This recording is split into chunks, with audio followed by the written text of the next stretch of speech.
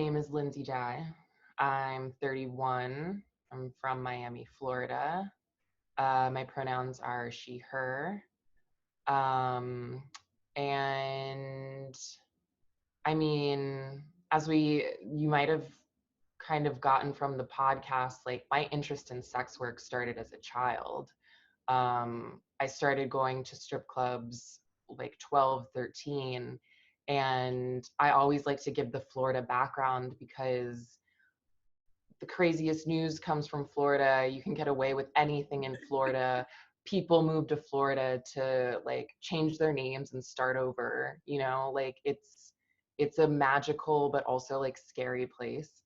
Um, so I was able to get away with a lot, but also given access to so much that I don't think that everyone has access to. So my access to sex work at such a young age, I think, is what gave me this like, I found like the beauty in it. I found my idols. I found the people that I look up to.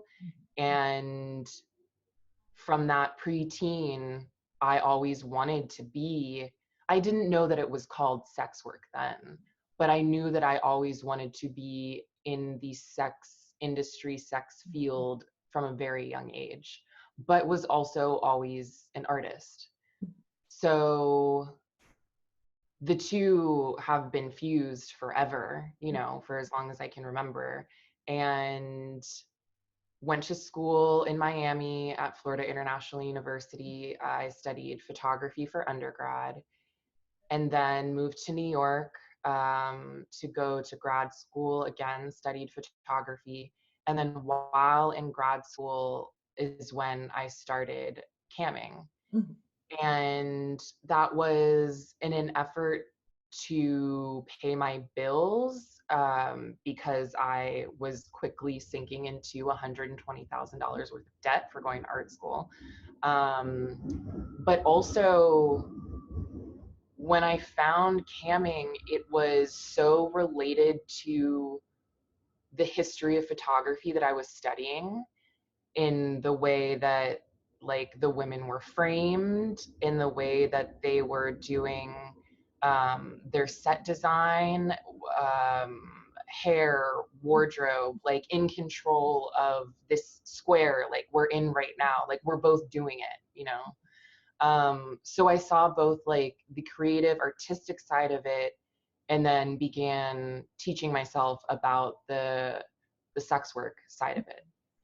And then camming brought me to all different forms of sex work. Like I started stripping, I have started escorting. It was like my litmus test to all the other forms of sex work. And I feel like I also chose it as it was a safety thing. Like I didn't know what I was getting into. And if I could have the screen as a barrier and keep it somewhat private and just see how it was all gonna work, that was the starting point. So in grad school, camming started. Gotcha. There's so many really wonderful little spots of correlation there, in two very different experiences. So my background is stripping, very similar. Went to school, found myself in a ton of debt, went to corporate, and the similar stories ends there, right? For me, the world of camming seemed exactly like how you've described other sides of the industry. Like, whoa, that's a lot. I'm not sure if I'm ready for that yet. And then stripping felt like a very natural home space for very much the same reasons, right? The same needs for privacy, for control of space and environment. And I thought a really great place to start, because I definitely want the conversation to center on that sort of creation of a persona, of a brand, of a marketing niche, and really build a business. And where I really wanted to start was that place of control and how it guides the identity we create. Did that feel very much just intermesh with who you are? So this question just made me think about all the jobs that I had before camming. So from the first job I had of babysitting to working at hair salons to I worked at like a pizza place, a sandwich shop, Rosetta Stone, Victoria's Secret, at the mall. And then I got into my first salary job, and that was working for the institution that I graduated from. And at that salary job, I had to leave because of sexual harassment and in human resources not wanting to help me. And that made me reflect on why I've had so many jobs. It was because I didn't enjoy them. I didn't find them fulfilling. And that is intertwined with being sexualized and objectified my whole life. As far as I can remember consciousness, I know that I've been sexualized and objectified and not monetizing it. Mm-hmm. So that all came together when I had my best salary job. It was supposed to be the job for me in the arts, in academia, and here I am still being sexualized in a workplace where it's not supposed to happen. And that was the click. That was like, this is where I can flip it all, be my own boss, and use what has been my weakness, what has made me feel weak, as my power, and make me money. Mm-hmm. So it was a culmination of all of that and this like final straw, you know? And I love that, because I think so many of us do come into this space as a space of reclaiming and of Yeah. bringing value back to ourselves that has very much been stripped away without our consent many Right. times. And it's also something that really struck me about the area that you chose to create in, right? Like there's, I would say in any area of sex work, and you know, you can disagree with me on this, please do if you do, but I think in every space there is this sort of top 40 version of a presentation of a created identity, of this curated product, this end result that is very in a pocket, where you just know these are the angles, this is the lighting, these are the outfits.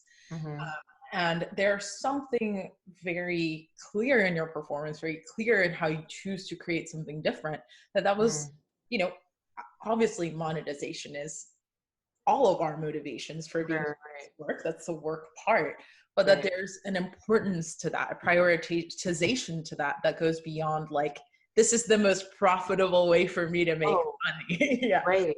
Well, and so cake sitting is not my moneymaker, which is what everybody, I think that's the perception that I've purposely given.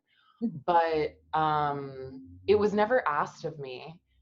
It wasn't anything, and is still not the thing that I get paid the most to do, but it's the thing that everyone likes. You know, it's the thing that's given me popularity and exposure, but it's not that's not my cash cow, you know. In terms of how I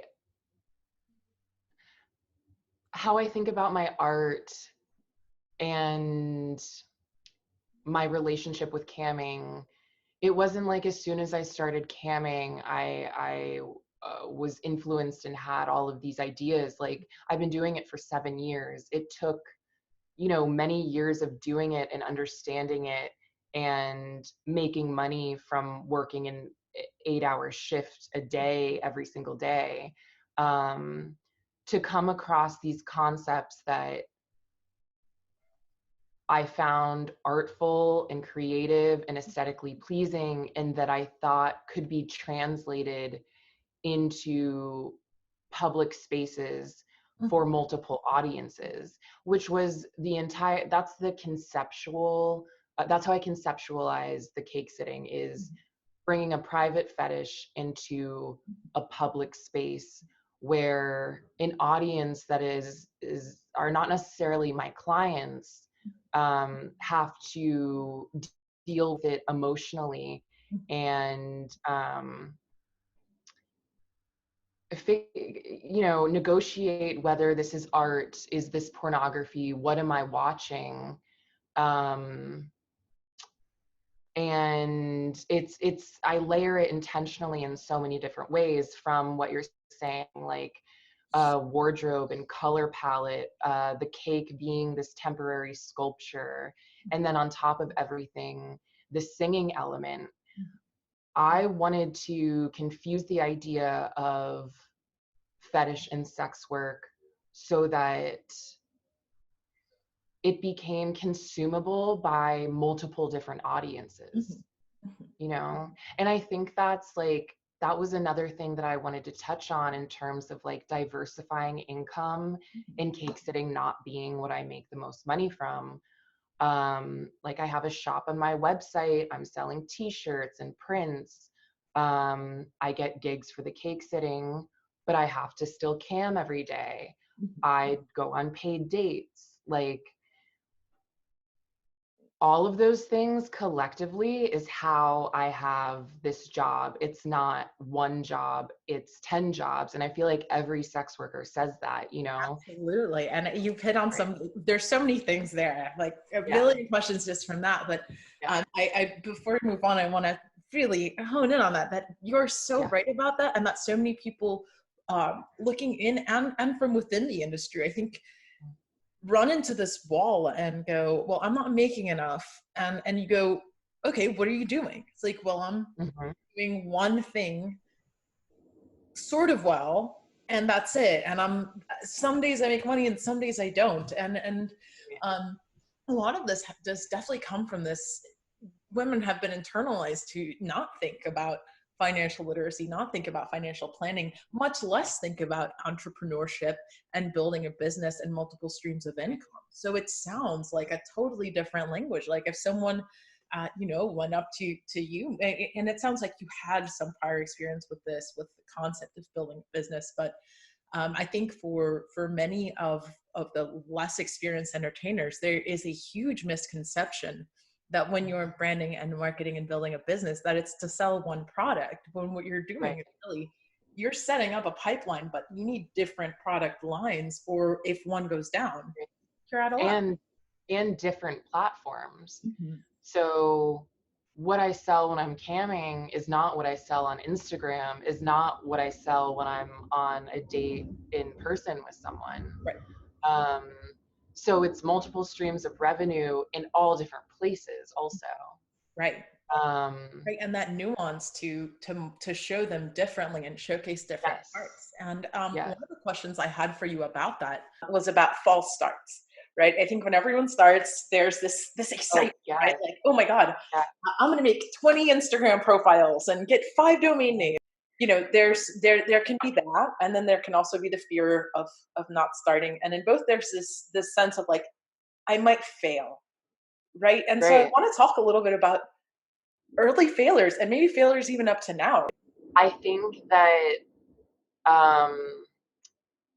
it's all in how you frame the failure. And I mean that by, I don't necessarily share that I'm failing. Whatever I'm doing, I make it look like it's a success. So the first time I started selling prints of me camming, like one of my first projects was, people were trying to blackmail me with these photos, these screen recordings of me camming. And I was like, no, I'm going to take those back and I'm going to sell them on my website. And the people didn't buy a lot of those, but I could probably maybe I sold 20, but I got press for it and I made it look like I sold a lot. And to me, selling one thing, first of all, when I sell anything, I am incredibly grateful and blown away that one person wants one thing. One thing to me is like 100 have sold. you know?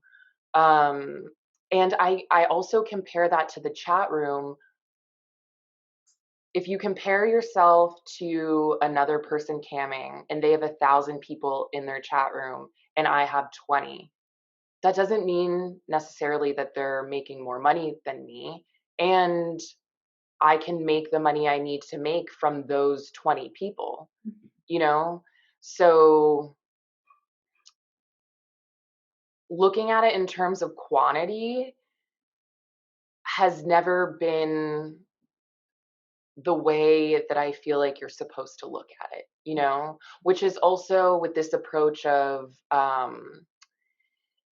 I'm gonna do this to get famous. Like, that can never be the approach, you know? Or thinking like this is gonna be successful and it's more like, no, I'm gonna always make it look like this is a success, even if it's not, you know? Absolutely, absolutely, and Yeah. it is in those ways. I think that the definition of failure has definitely been taken away as, and it is again another one of those gendered things where we are allowed to fail less, and our failures are considered based on our character and not based on a strategic choice that went wrong.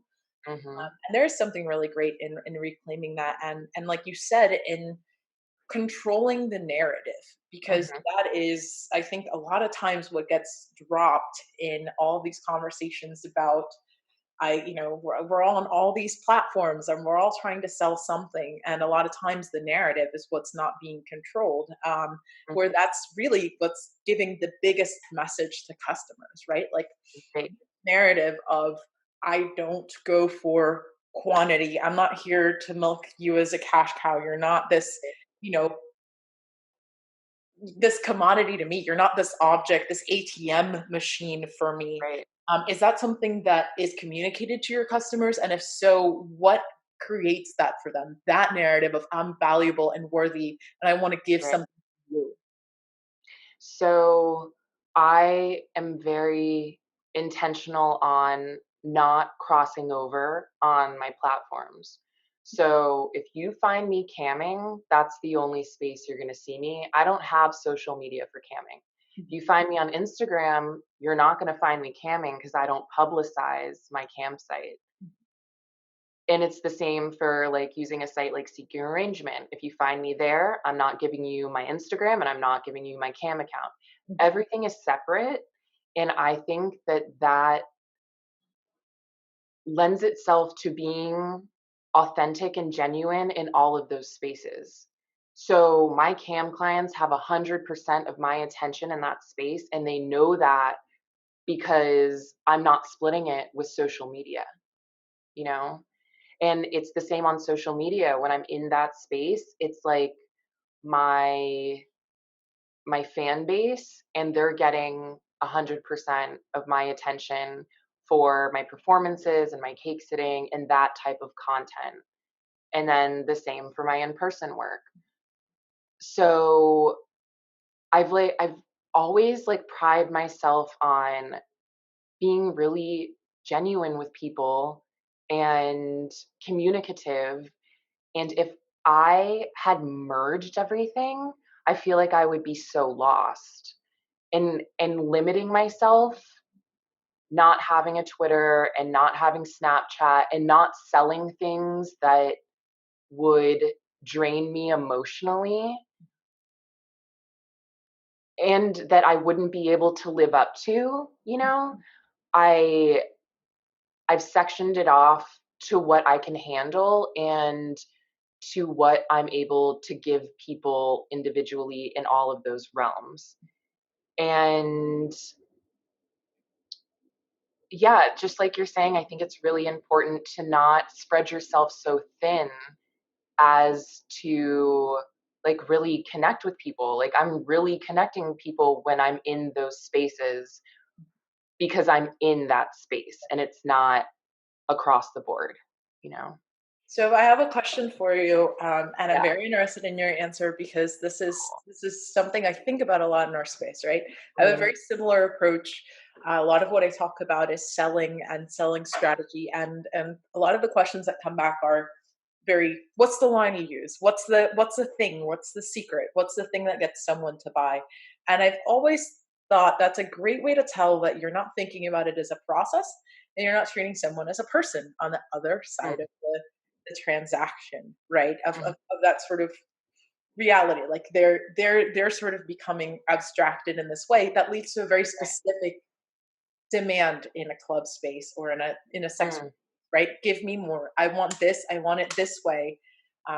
You treat me as a commodity. I want to treat you as a commodity as well. And while that happens in every area of the industry, I have found that the more I humanize my client base, the less I'm dealing with that on a day-to-day basis. So my experience is very different from a lot of people in a strip club environment.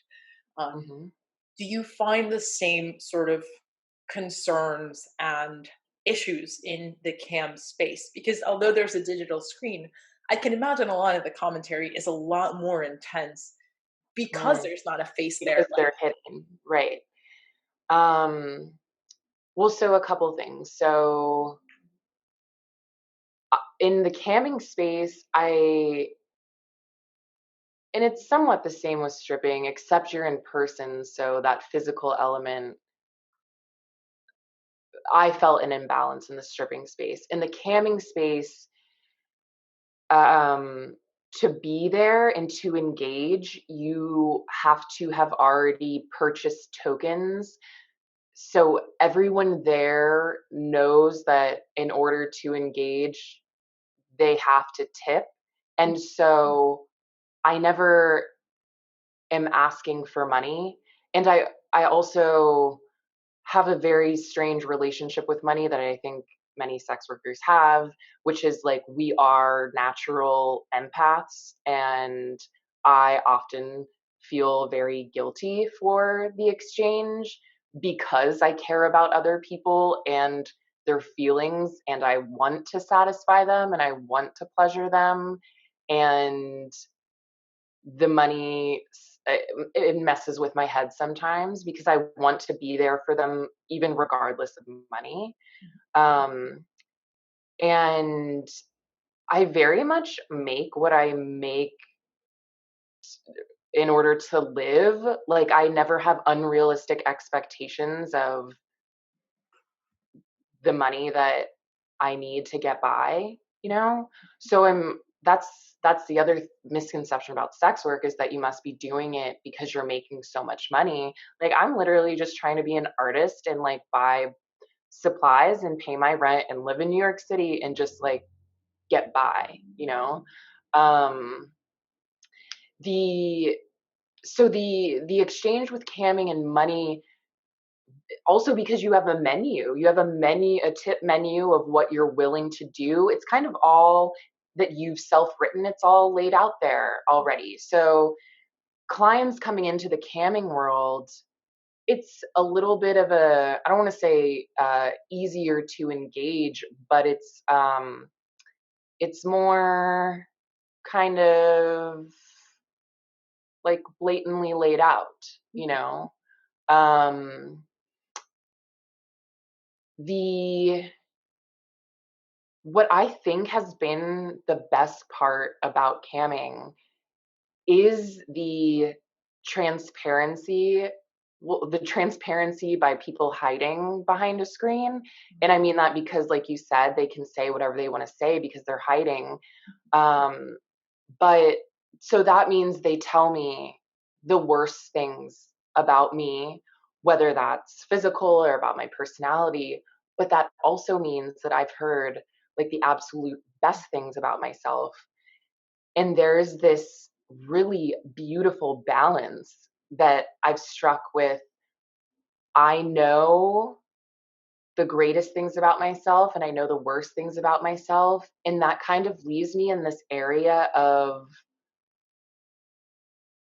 I'm just okay with it all. And it's not that I'm numb to it. It's not that like my feelings never get hurt. It's just like, well, I've heard everything in terms of myself, in terms of things that people ask me to do, requests that are made, fetishes people have. It might be a little bit of I've been desensitized, but like in a good way that allows me to work in this space, you know? And I attached that to social media and escort work, um, in terms of being unashamed. And I feel like the best thing I've ever told myself is that no one can shame me if I'm not ashamed. And carrying that with me always, I like I don't know what you could say for me to be to feel shameful about what I do, you know? It is such an absolutely powerful place to walk into the Right? world from. Yes. I always talk about the weaponization of shame, and that the creator of the weapon is you, right? You can make the Yes. tool as sharp as Exactly. you want it, You're making the rule. but it's your You're tool, making the standard of shame, right? right? Yeah. Exactly. And it absolutely can change your dynamics inside and outside of the industry. Mhm. And this is one thing I see too a lot in a lot of my friends who've been in the industry, 8, 9, 10 years, especially people who've been in a decade or longer, this letting go, this really beautiful letting Yes. go, where Yeah. some people manage to hold on to it through that, but for the most part, the longer you're in it, it's like you first of all you let go a lot of your personal stuff, and it also means you Yes. have this ability to accept clients in a way that is Yes. so Yes. cathartic for them to just be Yes. accepted. Like I don't know a lot of OG sex workers that are like have any hang like you could say anything and we're like, right on, man. Like Yes, absolutely. yeah. And what you said about clients, I remember like my first escorting job where I was like, am I going to be attracted to this person? Am I going to kiss this person? How intimate is this going to be? And just it happening and realizing I had put all of these parameters and stipulations around sex as a civilian that totally melted away as a sex worker. Doesn't matter what people look like, attractiveness. It's totally the engagement and how they treat you and how you treat them that then lends itself to being able to do those things, those intimate things, that are very real and actually mostly feel really good because we've let go of all of these rules that don't like even exist. It's unlearning. That's the thing also. Like I've unlearned, thank God, I've unlearned so much that I was taught. That's one of the best things I've ever done. Yeah, and it's so opening and one, it's what you bring to clients, but what you bring back to yourself. Because this is I've heard that one a lot too from entertainers, and especially in stripping, there are so many layers that people build up. There's a lot of people that are still trying to convince themselves that it's not sex work, trying to convince themselves that it's somehow different from other sides of the industry, and it's a Right. lot of internalized phobia, and it's also a lot of internalized shame because Yes. that constant driveling of you're not pretty enough, you're not smart enough, you're not this enough, and no educational structure in our industry whatsoever. So leading you to Right. believe, I don't know anything, and I'm stupid, I'm dumb, and it's like no, you just don't have the tools to work through this yet. But when you see people go through that process, that shame strips off. Yes. It can Yes. strip off so quickly, and once it Yes. happens for you, it's like you see customers entirely differently, right? It's like you stop judging Absolutely. them by the same Yep. standard you judge yourself. Because if you're like, Exactly. he's so Yes. ugly, it's like, I Yes. guarantee you're looking in the Yes. mirror. I'm looking for an, Yes. you know, Yes. Yes. You gave me goosebumps. I feel the same. unlearning. Ah, what a Yeah. word. What a great word. So Mhm. that's a really great transition point into privacy and identity because that's so important in this space too, right? Um when we are, especially when we're in 3 4 different spaces, putting out and Mhm. accentuating different parts of ourselves, there is this moment where, for either you get sick or you go on vacation or you have a few hours to reflect, and it's like, holy shit, right? Not only who am I, but who am I to the people that are very close to me? And Mhm.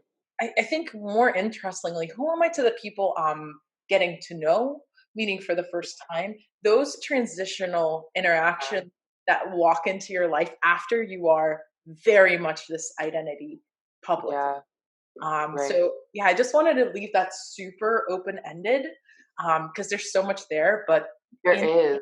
yeah, Well, the vacation thing hit hard because whenever I take time off, which is not a lot, I feel immediate guilt for my chat room and our or people that are trying to get a hold of me because I'm supposed to be there for them all the time, you know? And it is this relationship that I value and enjoy and want to be there for them. So it's so hard for me. It's easier for me to disconnect from social media because that's different. It's harder for me to disconnect from clients because I am emotionally attached as they are. Um, but I find when I do it, I come back better because I've had this break. And I'm able to invest my time in these things that they want to hear about because they love hearing about my life. So, whatever book I've read or whatever performance I've done, or whatever museum I went to, like, it's like collecting all of these experiences to then share with them because it makes them so happy to know me. But again, it's that circular thing of like my life has become about them, you know. Um, what were the other things in there? Well, personal life. I haven't dated like personally in 6+ years mm, because that's uh very I feel like it's very heavy to put on a partner, but it hasn't ever even gotten that far for me. And that when I do meet someone that I feel that's not a client, that is for my personal life, they attached the novelty to me, or they attached the Instagram persona to me, and they already know more about me than I've shared with them, or so they think, mhm, right? right. Um, so it's been very hard to even attempt to have a personal love relationship in that way, which I think is for me personally, I have found that I thrive when I'm alone Mhm, and I'm able to work best when I'm alone. And I compare that to like having a boyfriend since I was like 12 years old, back to back to back to when I became a sex worker, which is why my relationship ended. mhm, So I can only compare those two experiences, and the success that I've had single in my art career and my sex work career. I mean, I'm I feel totally fulfilled, you mhm. know. And maybe I'm missing out on something, but I don't know what that is, you know, because I do feel really fulfilled. And that's so many women, especially at this age, are being told like you have to partner up and your life is not successful without that. Yeah. And a lot of that definitely gets carried over into the relationships you see in sex work. They can often be Mhm. very unhealthy and very demanding and very um down pulling. And I think a lot of people derive that sort of that self-love is not there, and so it's deriving from this Right. partner that sees you in a particular way. And Yeah. so I wanted to ask about how you make time for that self-love and for that self-fulfillment in the middle of all these projects and all these other things. How do you carve out that space to have that intimacy with yourself and that aloneness? Hmm. I almost feel like I'm the wrong person to ask because I don't, Mhm. which is a problem, and I know that. I feel like I work every day Mhm. 24/7. Like there's no time where I'm not available. Yeah. And I've only recently been able to say no to things. I love saying yes.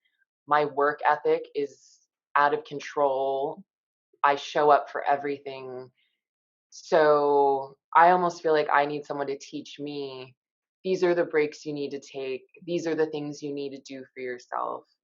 Um, I do have like, when I do feel burnt out, things that I do that are very physical, um, because I feel like the whatever pain I'm carrying or feeling, um, it manifests physically, or stress, anxiety manifests physically for me. Um, so my biggest thing is the Russian and Turkish baths, which Mm. is the super hot, like 275-degree sauna, and then you pour a bucket of cold water on your head. And that that's like the realist reality for me, because I am like shocking my body. I'm getting something really, a physical reaction from it. It like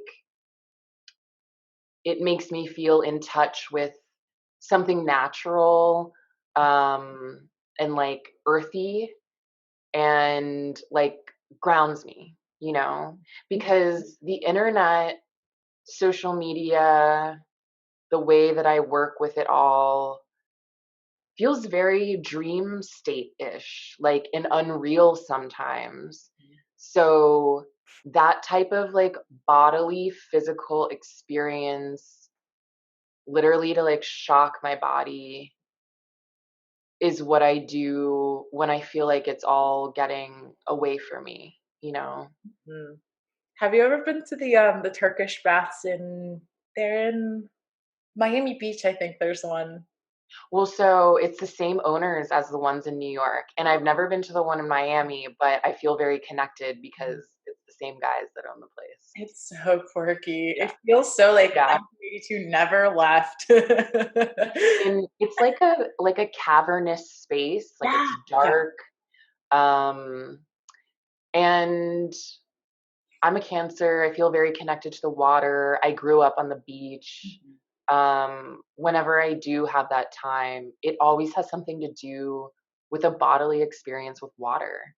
Mhm. Yeah, me, Yeah. it's the ocean. Like, I always run Yeah. away to a beach somewhere and come back once I'm, like, washed. Well, which is also interesting because my performances are about this like bodily coverage experience, and it all just everything seems so circular once you become very intentional about your work. Mhm. Yeah, yeah, and that's something I wanted to point out too, that Like it repeats. yeah, yeah, and you mentioned this sort of, I don't take time for myself in that way as often as I can, which 100% here, and not to invalidate that, but it's also really beautiful to hear of.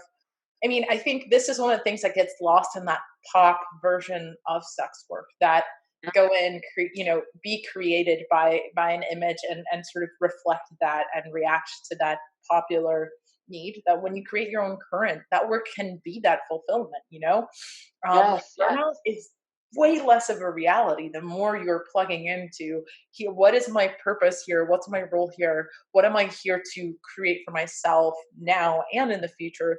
And I think what happens in our industry a lot is people get stuck on the future version of themselves, and they want that to be a yes, specific person. And yes. it's sort of the underpant gnomes, right? Have you ever seen that? It's the South Park bit.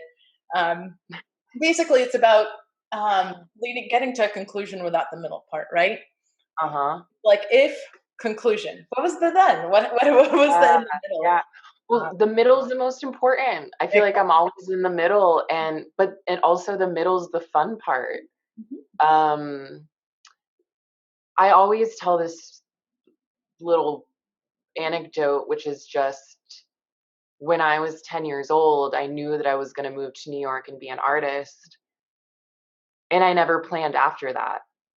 And I did that thing. I I made that move. I became the artist that I wanted to be. Never thought it would be doing what I'm doing, but here I am, and I haven't figured out that future part, you know? But there's no way that you can, you know? Like you have to do the work to get there, and I like doing the work. Like, and this is when I have the time and energy to do the Right. work. And that beginning work too of being in school and also having all of those experiences as a teen, every just as I look back, because I write about it a lot and in interviews and speak about that time period to now, it just all makes sense. But I feel like that's for everyone if you really look at your life and act with intention and are true to your passions and what you want to do, like it makes sense for everyone, you Right. know? I love that Yeah. you said intention, and I usually think about it as accountability as well. That Yes. the stories we've been told about coming of age and becoming whatever it is, right? Have this finished end goal, this product, this person that comes out, and they don't show the person after that, which still has to keep creating and building. And so it's something that I always try to impart in younger entertainers, that to not Mhm. treat this like, hey, this is a I'm just racing to get to the end, because you really don't Right. know what that's going to be, and you're creating Right. the person who's going to get there. So if Right. every day is habits that don't serve you, activities that distract you, the end person is going to be someone who isn't served and who's distracted from who they Right. wanted to become, right? Right. So marrying that every day, the goals, the Yeah. abstraction with the practicality is, you know Yes. And also shaking the famous part, the success part, and the money part. Mhm. I feel like I've never wanted to be rich, and I've always just wanted to be a part of a community. Mhm. I didn't know that it was going to be the sex work community, but I always have been an activist. I've always fought for marginalized people. I've always known that I come from a place of privilege and I want to help other people. And it came together so perfectly with sex work. Sex workers have to be political. They have to be activists for for their livelihood, for their safety, for their privacy, to be heard, to change laws, um, to with that intent of finding a community, but also helping the people in the community, being an advocate, being an ally. All of those things are so important. I feel like if you're out for yourself, that's when it's gonna fall apart, you know? That's when you stop humanizing other people. Um, it has to be about more than you know? And to tie that into cake sitting, all of my first performances were for charity. They were for hurricane relief. They were for Black Lives Matter. I was like, if I can make money off this really ridiculous thing, I want to share that and to give back to people. And when I do it now, it's totally on a sliding scale. I'm going to charge so much for people that like a couple in the Hamptons that wants me to come sit for them, and nothing for a sex work collective, you know? And it'll all be balanced out. And that's the other thing about business. It doesn't have to be fair. I'm not trying to be fair. I'm trying to like give to the people who need it and take from the people that I can get more from, that also I know don't respect me as much, Right. you And know? don't have the same reverence for money or for those numbers in that way. Right. Yeah, and that's so I think that can inform so many decisions along the path. Like you said, there's I don't have the same proclivity of like when my customers part with their money, they're parting with their money, and that's sort of where it ends psychologically for me, because I have a very specific set of parameters around the value I'm bringing, the quality I'm bringing. And that to me has been married. So like I've done so much internal work on that it's not Yeah. a, but it's because it was such a struggle for such a long time to Yes. act, Yes. feel heard, to feel demand. And Yes.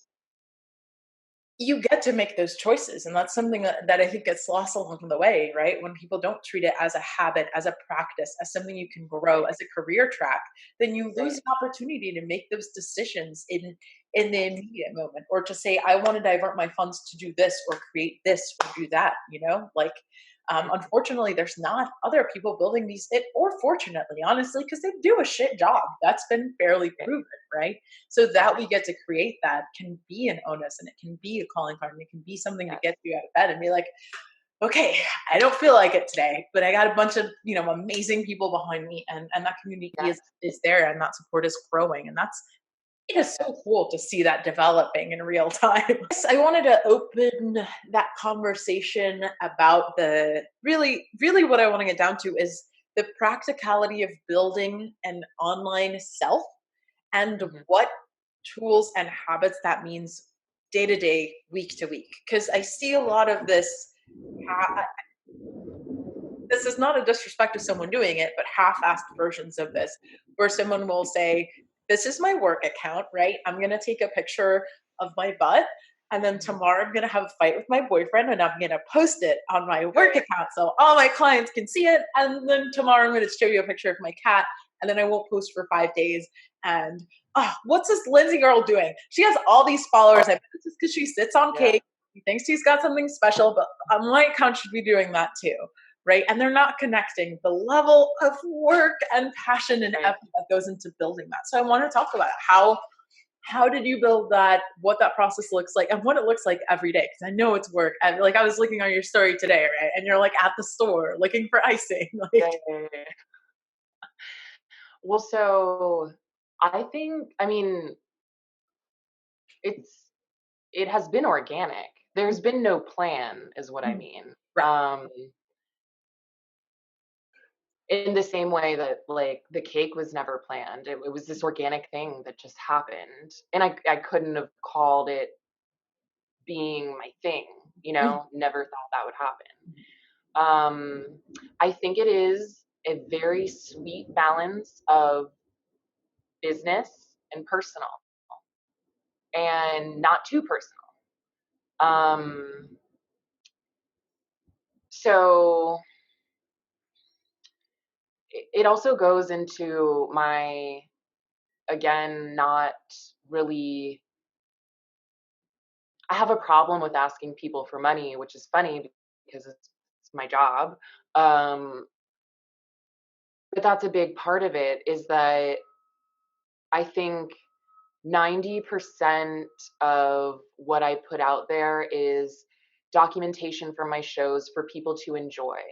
Um, Pieces of my personal life for people to enjoy. I try to frame everything comedically also, even when it's about me having a bad experience being assaulted or detoxing, or I'm I'm gonna frame it in a way that's also humorous, which I think my art also does. It's sensitive and emotional, but it's also comical and gross and disturbing. Like, I think you need a balance of all of these things, which caters to multiple audiences. So I'm catering to clients, but I'm catering to other sex workers, but I'm catering to fans that are teenagers, but I'm catering to adult men and women that don't even know that they're consuming something that is sex work, you know? That's again diversifying things, where going back to the tips, I feel like I've been able to stay off of Instagram's radar in a particular way because of this diversification. I think Instagram thinks I'm a baker, but they also think I'm an artist. And I just happen to be sexy and do some things behind the scenes that they don't know about. There's so much about my account that's also like hiding in plain sight, Mm-hmm. you know? Like I'm putting it all out there. I'm doing all of these different things. You can't really pin it down what I'm doing, you Right. know? It is all intentional, but it's also, I'm never going to give myself an Instagram schedule of what days to post. It's going to come from my heart, you know, which is like the common thread through our whole conversation is being intentional but authentic, controlling the narrative but being genuine about it. Which, you know, I think can be learned, but is also just approaching it from an angle of just being like a nice person, you know, which I get a lot of messages that are like, you are such like an average girl, you just happen to like sit on cakes and be popular, which like I like that. I like being accessible by everyone. You know, my account is not just for men, it's not just for sex workers, it is for everyone. um And I think that it's very telling that you have a very clear picture of what you want it to be, mhm. and that you're creating content through that lens because you're attracting people who are about that. And I think that Yeah. that consistency is highly undervalued when creating, and highly valued by people who are on the other side of the screen, because that is what people shop for, whether it's on Instagram, whether it's for print, whether it's for, they want to Right. feel a connection to the creator, and they want to feel like they know a little something. Like they know they don't know all of Right. you, but hey, she's the person who's accessible. She's the person who makes me feel like Right. this. Where someone's whole thing might be the opposite. You know, one of my favorite clip creators is this woman called Goddess Angelina, and she's a financial dominatrix, and her whole thing is like, I'm inaccessible, like you couldn't lick my shoe if you wanted to, don't touch me, Mhm. like, ugh, you know, and it's her thing, and it's very much the persona she built and the image she built, and it's Right. intentional, and so she finds people who respond to that. And the funny thing about the space is you find, you know, I think from the outside looking in, someone might be like, well, all of these can be the business model. And it would Mhm. be a cosmic tragedy if Yeah. she started doing what you're doing, or if you started Right. talking to your Right. client base like she Right. talks to hers, because they're Right. just so Totally. different. Yes. Yes. Right. And especially when someone's starting, I think you have to do the work and the research and really look around for different people, because the beauty of this online space is you can literally seek out people who have traits, qualities, experience, and things that you love, and you can learn from them and you can be inspired by them. And so the Mhm. last thing is inspiration versus plagiarism, because I saw, My God. oh, I was heated. I was about to fight my computer. Like, oh, Yeah. and it's in Yeah. a free space, and there's obviously different versions and variations, and there's the thing is loving something so much you want to take after it. And then there is the other side of things, Right. where you see something that works, and without any love, authenticity, attention, energy, Mhm. you create a mass produced, shittier version and Yeah. try to pen it as your own. And as an artist, as a creator, in a public space, what does that feel like? And do you feel like you have to put guards up around your work because of that, or do you feel like because your community is organic, there is a response and there is a sort of community like, now we're not buying into that? Right. So that situation, the specific situation that I had was I held off talking about it for a long time because it was embarrassing for me, which is interesting to think about it in that way because this other person should have been embarrassed, right? Um, I had to do negotiating with myself to figure out how I was going to handle it. And, you know, I've, in the same way that I've had to do negotiating about who I perform for. And I compare the two because, of course, I've been taken from my art multiple times.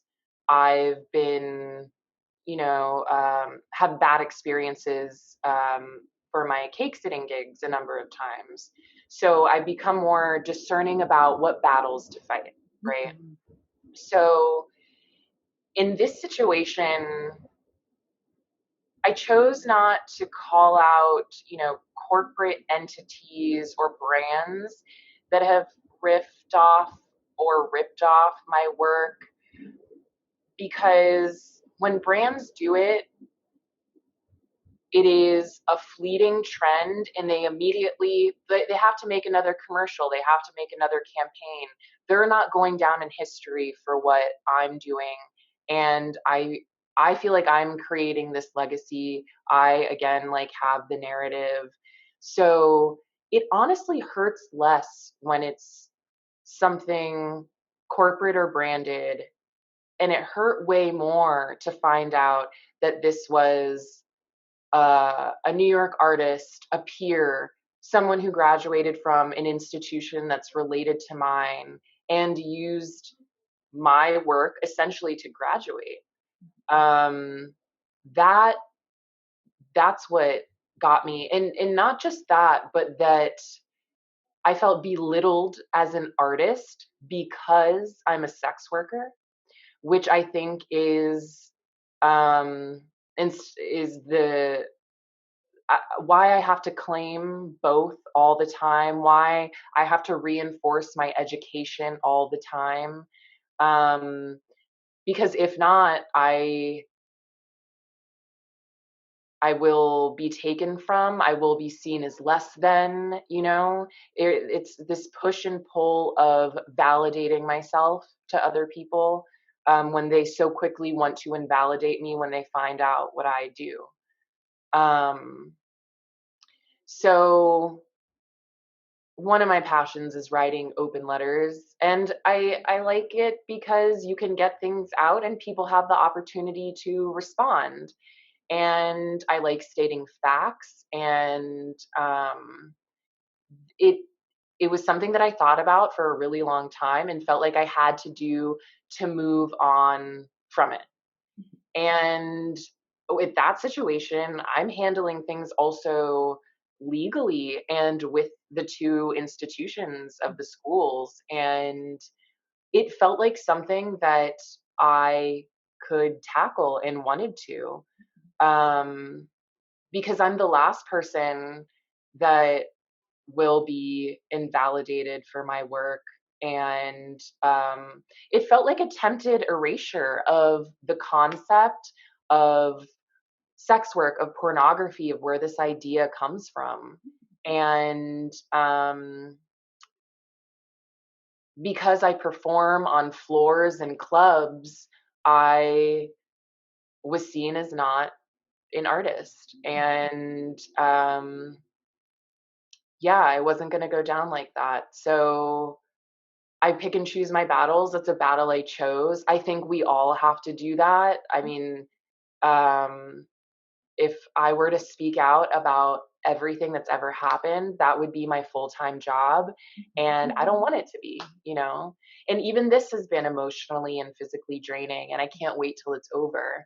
Um, and I don't want to own cake sitting, and I don't want people to have to stick up for me all the time. And I very much want to move on to a new period of artwork and sex work and what I share with people, because I don't think that this is the end all be all to my career, my creativity. And even to tie it all back in even more, the open letters, the researching of plagiarism, um, my involvement with the community and my passion for other sex workers, I want to go to law school and or be some type of legal counsel. And I have always used my job as a place of inspiration for my art. So camming led to these IRL performances of fetish. Feel like I'm doing something with law that's going to influence my art, and like something great will come out of this. Like these painful experiences are so necessary. Like give me the pain, bring it on, because I will make it into something beautiful. Um so I try, like, even with all the negativity, like make it circular, subvert it, make it work for me in my favor, and like put it back out into the world. Yeah, and you have a great touch for that. I think artists do, and and it's very clear. Like, well, thanks for the free promo, thanks for the free marketing, and again, you know, not a failure in any account on your part, but Oh, no.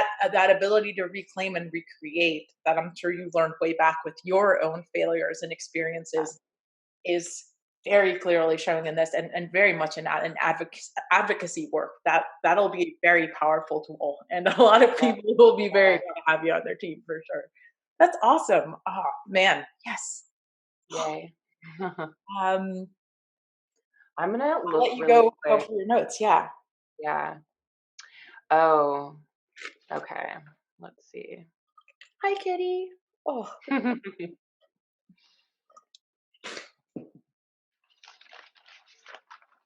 I wrote so much stuff down. We talked about most of it. I think the one thing, wow, we talked about everything. Oh, so maybe just Pornhub. uh, um, Pornhub and production companies, which like we kind of talked about, um, like this being an age of independent contracting, ethical consumption. I want to reinforce that, like, you can do this by yourself. You don't need Pornhub, you don't need a production company. They're both horrible for many different reasons, but and just for one, like I don't know how much I can say about Pornhub, but the what they're putting out is stolen content, and how they make their money is through stolen content. And I don't know if you saw this recent story that they couldn't pay the models that they did have registered because they were still using PayPal. Did you see this? Oh my gosh. Why why was Pornhub, who basically owns the entire internet, neglecting to see the effects of Sesta Fosta and using sex workers are banned all the time from PayPal. Why? And Pornhub is based in Canada. PayPal's in the United States. Why? Why was this happening? It seemed just like a really aggressive, they were being aggressively ignorant and don't care about sex workers. Like I know that they don't. Um, Producing your own content and using camming sites, which are not not evil. They're the lesser of all evil. You know, you're gonna get paid the most, and you're going to be able to work when you want to work and sell what you want to sell with very there are limited stipulations to what you can do. But this idea that you need high production value is like out the window. People want custom videos. People want videos filmed on their phone. People want girlfriend type content. They want a personal touch, you know? And that comes from the webcam, that comes from um, just doing it with what you've got, which is like the same way that I've made art. I've never tried to make expensive art. I use what I have in my house or I shop locally. I think the same should be done with porn. Make it locally, yourself, solo. Keep your money to yourself. Don't use these other entities that don't care about you. Um, yeah, I mean, just remaining independent and autonomous within this landscape is so important because sex work can be just about the individual and not about, which I think it should be, and not about working.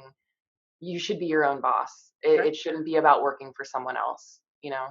Yeah, and I think it's so essential when you're early on in the industry, especially, but throughout your career, to educate yourself on the principles of growing a business. And that's precisely why. Because if you don't understand how your energy is being used, how those contracts read, how what they expect from you long term, and the ramifications it can have on you. Talk about long-term ramifications, right? If you're worried about someone finding a video, worry about if you're creating a video, it being out there forever and never being Right, compensated for that labor and for all right, the clicks and right. all that attention. And the easiest way to get you to make a decision like that is you not having the information. And there's at this point there can't be an excuse. You can't create an excuse for yourself about not getting the information because it does exist. Mm-hmm. And find, if you don't know how to access it, ask people, find the right people to be on your team, and find other sex workers for the sake of everything that is good. Yeah, Boyfriend is not your manager, okay? A shady friend is not your manager. You are your yep, manager. If you yes, want to hire people, hire them transactionally. It cannot yes, be that yes, energy. yes. We got through so much. That makes me I so know. That happy. was really good. Love your questions. It Thank was so nice to talk to you. you. I feel like we're on the same page. Yeah, it's really great. And I feel like there are so many people in that space that are finding more of a voice through these kind of conversations, through having a place to hear about this and see other people talk about it and go, oh, I'm not the only one who's like me, Right, sacrificing some right, bottom line dollars to create something that works for my long-term experience, stuff like that. which is something we didn't really touch on was that sex work is so incredibly isolating that you really do have to do the work to meet other sex workers. Especially like I'm camming in my bed every day. How am I supposed to meet other people? Mhm. And that did take a long time to figure out the landscape of sex work in New York and how to access people in person. Social media has been that tool to get to know people and to meet people in real life. But yeah, the isolation and thinking that you're the only one going through it. Mhm. And yeah, It's a lot. It's a yeah, lot. And I think it absolutely affects decisions. And that's why I really love that the being alone is so important. Knowing how to be alone, not to yes, only be alone, but knowing how to for that to be your base state. Um, yes, so much easier. And then when you do meet people, it makes it so much easier to connect because you don't have that voice in your head of like, I'm gonna lose this person and I don't want to be attached so bad to anyone or anything. Like, just do your thing, man. Do your thing. yes. The And people that that being alone is so important. Like you said, in these 6 years that I've had my personal single life, I feel like I didn't know myself until I've had this time. And knowing yourself, especially when you're selling yourself and your services, is the most attractive quality. The confidence that comes with knowing yourself, that comes off to other people, but also just for you, the strength in it, you know? Yeah. And I think there are a lot of people that don't know what they've got if they were alone for a longer amount of time, sat with themselves. Um, yeah, it is so necessary to know yourself. Mhm. Yeah. Mhm. Yeah, that's all you bring to others at the end of the Yes, day. exactly. Anybody Exactly. I love talking about the difference between a commodity, a product, and a luxury good. Like I always talk about what you're selling as a luxury product, but at whatever price point, at whatever service point, you're selling something that can be free, Yeah. right? That has been taught Right. to be free. You Right. are free. Your labor is free. Your time is free. To create that into something that is worth financial value, right? Because everyone's like, oh, it's valuable. My mother's love. It's priceless. Yeah, but you've never paid $1 for it, right? So being able Right. to do that alchemy absolutely Yep. takes seeing that in Yeah. yourself so deeply that you're like, what are Yes. you talking about? You're not gonna pay for Yes. Well, and it's the moralization of sex, and it's you're placed in other people's moral compass when you tell them you're a sex worker, or they know that you're a sex worker, um, as if we don't have morals and ethics and values ourselves. Um, that's something that always like messes with me a little as far as like carrying the job around with me on a daily basis. it. I feel like I see it so much. It's in so much of media, in so much of just having a random conversation with a person at a coffee shop. Um, the moralization of sex is wild, and that's really what needs to be unlearned in Mhm. terms of like consuming it as a service. Yeah. Yeah. Yeah, and that's a huge part of why it's so fought against. It's just the Yeah. very notion that it can be a whole person on the other side of the equation is apparently very difficult for a lot of people. It's so scary, especially coming from a Latin American background and Mhm. growing up in a different culture and coming here and seeing how like uptight Right. and then Right. how much value that creates for us. It's such a tension because on the one Yes. side, yes, it's absolutely terrible and the consequences are so much worse on the ground, depending on how much the social lottery you were born into. Right. um, and on the other side, it's so much of the value of our work is derived almost directly from this illegality, from this sort of artificial construct of Yeah. this is bad and you're bad. And if you're willing to be bad for a living, we'll pay you more because we don't want our daughters and our sisters to be bad. Right. We want you Right. to be bad. You're a stranger. Right. It's so interesting you say that too, because so much of it is environmental. And growing up in Miami, Mhm. the body is seen in such a different way Oh, than it's seen in New York. mhm. And like my artist statement starts with, I grew up in a bathing suit, which is just um, sex and sexuality there, the opposite of what it is here, you know? Mhm. And I had to like make this flip of like how I present myself in what spaces and negotiate street harassment, and even learning what that is. Mhm. Because in Miami, it's not street harassment. Um, it's so common. Mhm. And You then move in New around, York, it's very similar where everyone's like, "Hey, how you doing, ma?" You're like, "Hey, yes, what?" exactly. And you keep Yes. walking. And Yeah. here it's like, then there's that very ooh, and especially New York is like It's flippity. completely predatory and aggressive in New York. And yes. Yeah. Oh, thank you Yeah. so much for sitting down. That was For so sure. refreshing to hear. Thank you.